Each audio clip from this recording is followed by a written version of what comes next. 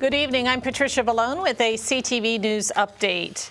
Vice President Mike Pence accepts the GOP VP nomination for the second time. Pence accepted the nomination as he spoke with a large crowd of supporters at Fort McHenry in Baltimore. As a keynote speaker, Pence highlighted administration accomplishments and warned of a Biden presidency. We unleashed American energy and fought for free and fair trade. And in our first 3 years, businesses large and small created more than 7 million good-paying jobs, including 500,000 manufacturing jobs all across America. Our country became a net exporter of energy for the first time in 70 years. Unemployment rates for African Americans and Hispanic Americans hit the lowest level ever recorded. The RNC will conclude tonight with President Trump giving a speech at the White House. Hurricane Laurel barreled into southern Louisiana this morning as a powerful Category 4 storm with winds of 150 miles per hour. The storm tore into downtown Lake Charles, peeling away roofs, tossing lampposts into the streets, and blowing out windows at one high-rise building. Louisiana Governor John Bel Edwards reports that the death of a teenage girl in Leesville who was killed when a tree fell on her house. The storm was downgraded to a Category 2 this morning as it headed northward. Still, heavy rains of up to 18 inches in some areas were predicted, which could cause flash flooding. Professional athletes continue to speak out against racial injustice. The Jacob Blake shooting in Wisconsin prompted players in the WNBA to protest by not playing in scheduled games last night. The Washington Mystics were slated to play the Atlanta Dream, but ongoing incidents of police brutality have them calling for systemic change. Elizabeth Williams of the Dream explained their decision. The consensus is to not play in tonight's slate of games and to kneel, lock arms, and raise fists during the national anthem. We stand in solidarity with our brothers in the NBA and will continue this conversation with our brothers and sisters across all leagues and look to take collective action. What we have seen over the last few months, and most recently with the brutal police shooting of Jacob Blake, is overwhelming. And while we hurt for Jacob and his community, we also have an opportunity to keep the focus on the issues and demand change. NBA players also decided not to play last night. Several games were postponed. Meantime, other professional sports teams took similar actions. The University System of Maryland says it will examine structural racism at its campuses. USM is the state's public higher education system for 12 schools, including the University of Maryland College Park. Chancellor Jay Perman says they will examine faculty diversity and fairness with promotions and tenure. They'll also look at how each school teaches about race and social justice issues. UMD recently launched a new master's program in public safety leadership and administration. It teaches law enforcement officers and social workers how to strengthen police-community relationships. Well, Towson University plans to go completely virtual for the remainder of the fall term. The university had previously announced that remote classes would temporarily take place when classes started on August 24th after dozens of people tested positive for COVID-19. But yesterday, the university changed course, and now all students who just moved into dorms must move out. Kendall Jordan, a sophomore at Towson, decided not to return to campus this semester due to the pandemic, but she says taking remote classes is no substitute for in-person courses. A lot of my friends that went to campus were actually devastated. They moved in about 3 days ago, and they were told that they had to leave now. We just started classes. Actually, they didn't even get the chance to go into classes. The first week was canceled for in-person classes, so they had to do all of their classes online, and they didn't get the chance to step in a classroom. So a lot of us are devastated, but I mean, if it's for the safety of everybody, it's worth it. Tell me about your first couple days going online with the teachers. Well, for my first couple of classes, we actually didn't meet in some of my classes because some of my teachers didn't know how to use the Zoom. But otherwise, the other classes that I took, we had some technical difficulties, but we were able to continue the class as normal, as you would say, our new normal. Earlier this week, officials said a testing sample conducted by Towson's Health Center revealed 55 positive results out of 627 people. The state of Maryland slaps 3 Montgomery County nursing homes with 6-figure fines for conditions that put residents in immediate jeopardy during the pandemic. According to the state, at least 78 residents of the 3 facilities have died since the spring of COVID-19, and 270 have been infected with the virus. The state alleges that there were infection control deficiencies and a failure to isolate potentially contagious residents. The 3 centers are Collingswood Rehabilitation and Potomac Valley Rehabilitation in Rockville, as well as Kensington Healthcare. The fines for all 3 totaled $689,000.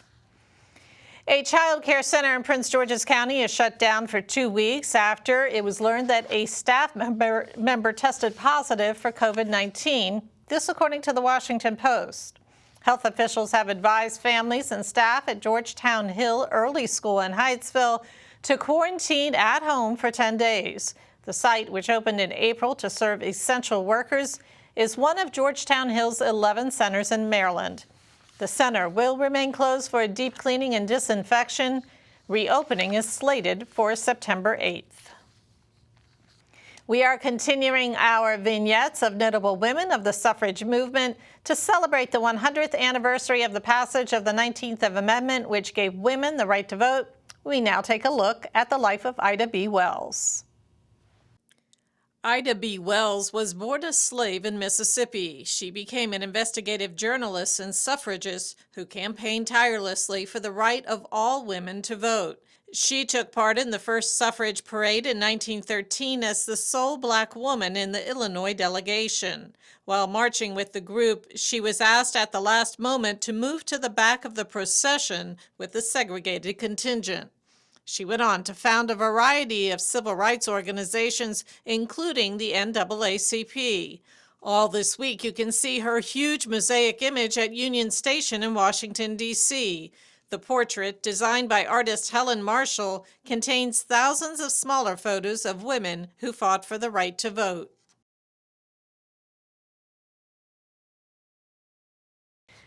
Astronaut Jeanette Epps is slated to make history next year when she becomes the first black woman to live on the International Space Station. If all goes as planned, Epps will spend 6 months on the ISS.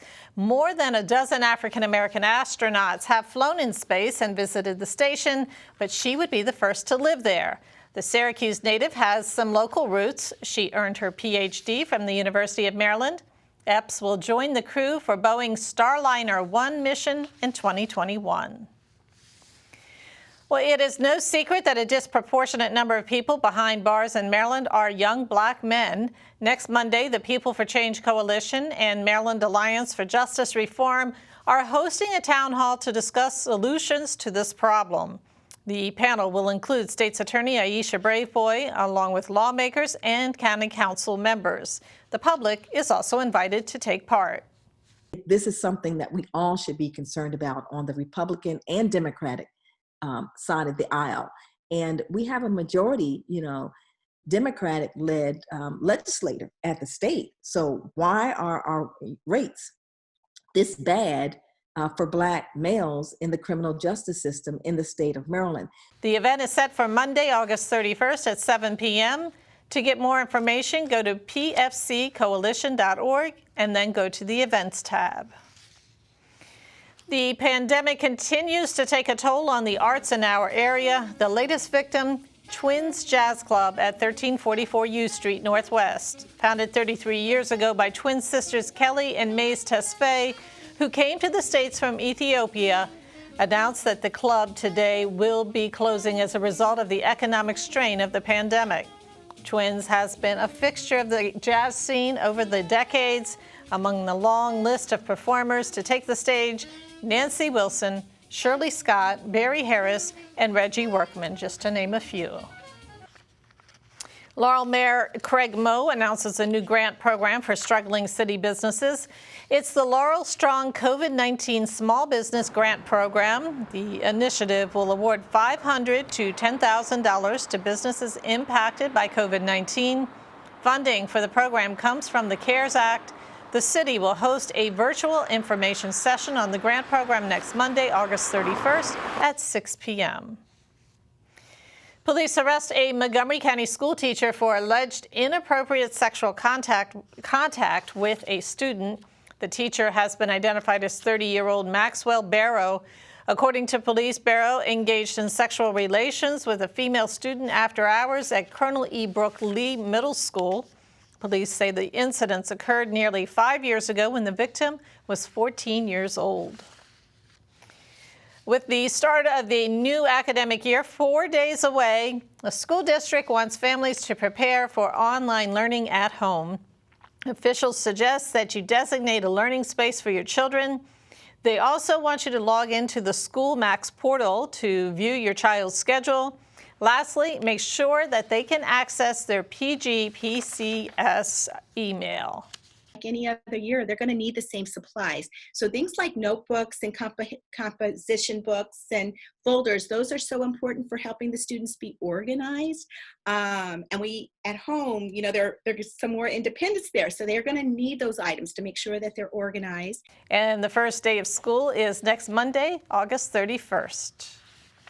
Well, William Packa Elementary receives a special $5,000 donation from a popular department store. Burlington Coat Factory surprised the school with a contribution virtually this morning. Here's footage of that announcement.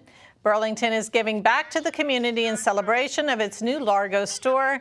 Teachers say the donation will help them prepare for the first day of school. With kindergarten, we have so many supplies that we have in mind, specially set for our classes, and this donation would definitely help us purchase everything we need for our students.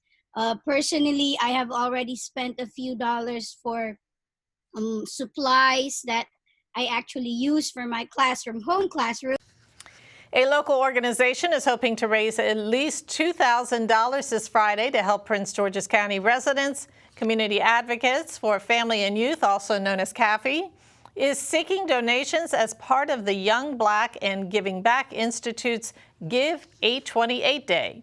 Now, CAFE is a nonprofit that offers victim advocacy support services and crisis intervention. Arlene Joel says the money raised will be used to provide free mental health services for 10 people.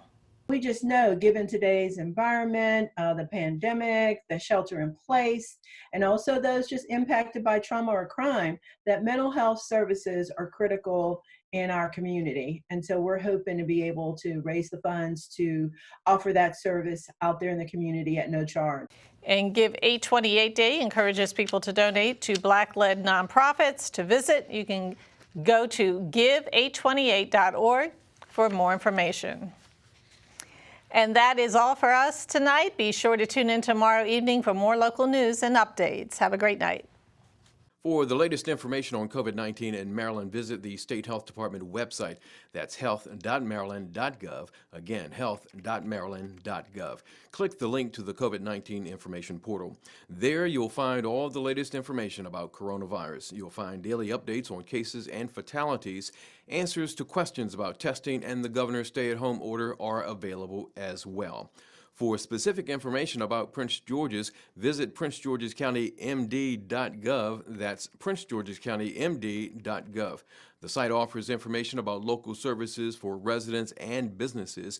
There's a link for COVID-19 relief donations. Also, food pantry locations are listed. And if you have any questions, call the county COVID-19 hotline at 301-883-6627. That's 301-883-6627.